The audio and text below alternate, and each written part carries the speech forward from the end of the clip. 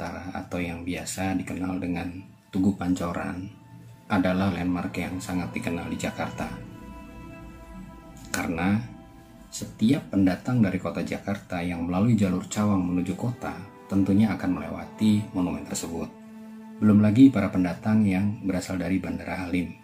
Biasanya mereka pasti melewati jalur itu dan melihat bagaimana bentuk monumen Dirgantara tersebut.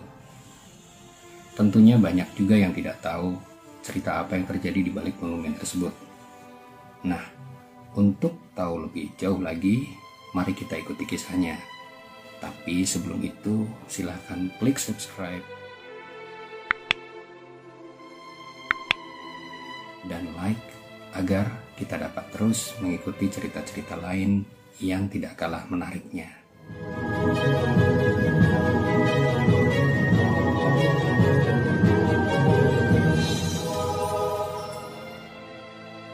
Monumen Dirgantara dibangun pada tahun 1964 atas perintah dari Presiden Soekarno kepada seorang maestro patung yang bernama Edi Sunarso. Edi Sunarso ini adalah pematung yang cukup dikenal pada masa itu karena telah banyak membangun monumen-monumen yang ada di Jakarta. Beliau adalah seorang pematung kelahiran dari Salatiga pada tanggal 2 Juni 1932 dan meninggal di Yogyakarta pada tanggal 4 Januari 2016. Patung Edi Sunarso ini banyak tersebar di kota Jakarta khususnya dan beberapa kota lain. Salah satu di antaranya adalah Monumen Selamat Datang di Bundaran HI, kemudian ada juga Monumen Pembebasan Irian Barat yang berada di Lapangan Banteng, dan Monumen Pancasila Sakti yang berada di Lubang Buaya.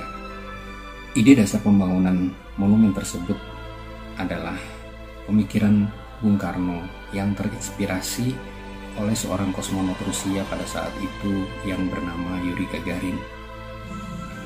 Konsep Bung Karno dalam membangun monumen itu adalah ingin memberikan spirit kepada para pemuda agar mempunyai cita-cita yang setinggi langit, karena dengan bentuk monumen yang tangannya menjangkau ke arah depan, ke arah langit itu seolah-olah hendak menggapai cita-cita, dan letak patung itu sengaja ditempatkan di tiang yang cukup tinggi dengan bentangan yang melenting ke depan, sehingga seolah-olah figur itu sedang berada di awang-awang. Menurut pematungnya sendiri, sebetulnya konsep dari bentuk itu adalah sosok Gatot Kaca yang dianggap menguasai langit atau Dirgantara. Dan letak monumen itu sendiri berada di depan bekas markas besar TNI AU yang tentu saja relevansinya adalah tentang kedirgantaraan. Markas besar TNI AU sendiri sekarang sudah pindah ke Cilangkap, dan gedung itu sekarang disebut Wisma Aldiron karena dibeli oleh grup usaha yang bernama Aldiron. Pembangunan monumen tersebut ternyata tidaklah semudah yang diperkirakan. Banyak hambatan ketika dalam membangunnya. Anggaran awal pembangunan monumen itu memakan biaya sebesar 16 juta rupiah. Namun ketika pecah G30 SPKI, pembangunan monumen pun tersendat. Akhirnya terhenti cukup lama. Bahkan setelah Soekarno dilengsarkan, pembangunan monumen itu berjalan secara lambat. Tapi tetap berjalan karena Bung Karno pernah mendatangi Edi Sunarso dan berkata, teruskan pembangunan patung tersebut. Tapi Edi Sunarso menjawab bahwa saya tidak mungkin melanjutkan karena saya sudah tidak mempunyai biaya lagi untuk meneruskan pembangunan monumen tersebut. Akhirnya beberapa hari kemudian, Bung Karno datang lagi menemui Edi Sunarso dan memberikan uang sejumlah 1,7 juta rupiah. Pembangunan pun bisa berjalan kembali sehingga patung tersebut hampir selesai, hanya tinggal memerlukan perbaikan akhir di sana-sini.